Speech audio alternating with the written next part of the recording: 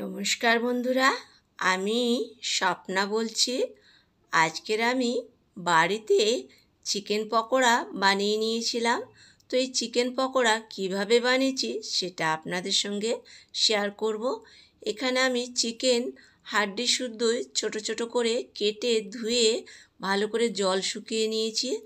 এর মধ্যে দিয়ে দেবো গোলমরিচের গুঁড়ো, দিয়ে দেবো চিলি ফ্লেক্স, দিয়ে দেবো নুন, দিয়ে দেবো চিকেনের মধ্যে রসুন বেটে রেখেছিলাম, আর এখানে ডিম ভেঙে দিয়ে দেবো চিকেনের মধ্যে। তো বন্ধুরা, পুরো ভিডিওটা দেখার অনুরোধ রইল। আর এরপরে আমি চিকেনের মধ্যে এবার দেব 2 চামচ ভিনিগার। আর ডিম এখানে নিয়েছিলাম 1 কিলো চিকেন, তার মধ্যে 3টে ডিম দিয়েছি। আর 2 চামচ দিয়ে দেবো এখানে সয়া সস। তো সব জিনিস চিকেনের মধ্যে দিয়ে সব রকম সয়া সস, ভিনিগার সব রকম দিয়ে এখানে আমি হাত দিয়ে মেখে নেব। নিয়ে আমি 1 ঘন্টা এটা ঢেকে রেখে দেব। 1 ঘন্টা পর ফিরে আসলাম। এখানে দিয়ে দেবো এবার কর্নফ্লাওয়ার। তো 1 কিলো চিকেনে আমার 1 প্যাকেট কর্নফ্লাওয়ার লেগে গেছে। তো কর্নফ্লাওয়ার দিয়ে এটাও আমি চিকেনটা ভালো করে মেখে নিতে হবে। মাখার পরে আমি এখানে দিয়ে দেবো অল্প একটু বেকিং সোডা। তো চায়ের ছোটো চামচের 4 ভাগের 1 ভাগ বেকিং সোডা দিয়ে দিলাম। দিয়ে চিকেনটা আবার ভালো করে মেখে নিতে হবে। বেশ সুন্দর করে মেখে নিতে হবে, সবটাই যেন বেকিং সোডাটা যেন গলে যায়, এইভাবে মেখে নিতে হবে।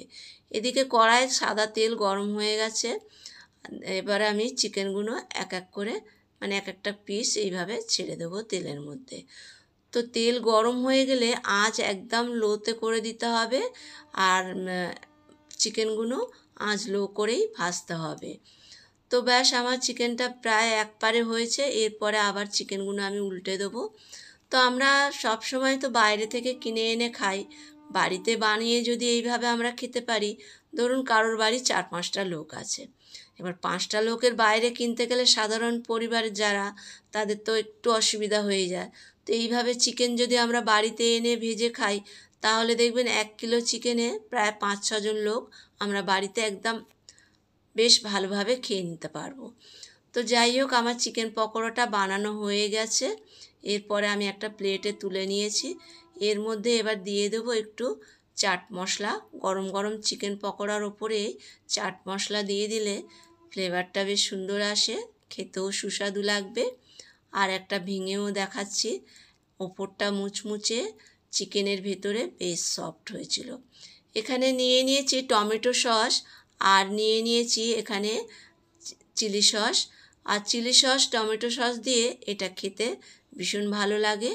আর এখানে আমি গোল গোল করে শসা কেটে নিয়েছি, গোল করে পেঁয়াজ কেটে নিয়েছি, আর এখানে কাঁচা লঙ্কা নিয়েছি, লেবু নিয়েছি। তবে এই সব শসা, কাঁচা লঙ্কা, লেবু, পেঁয়াজ এগুলো কিন্তু এই পকোড়া দিয়ে খেতে ভালো লাগে। তো বন্ধুরা, ভিডিওটা যদি ভালো লাগে লাইক, কমেন্ট, শেয়ার করার অনুরোধ রইল।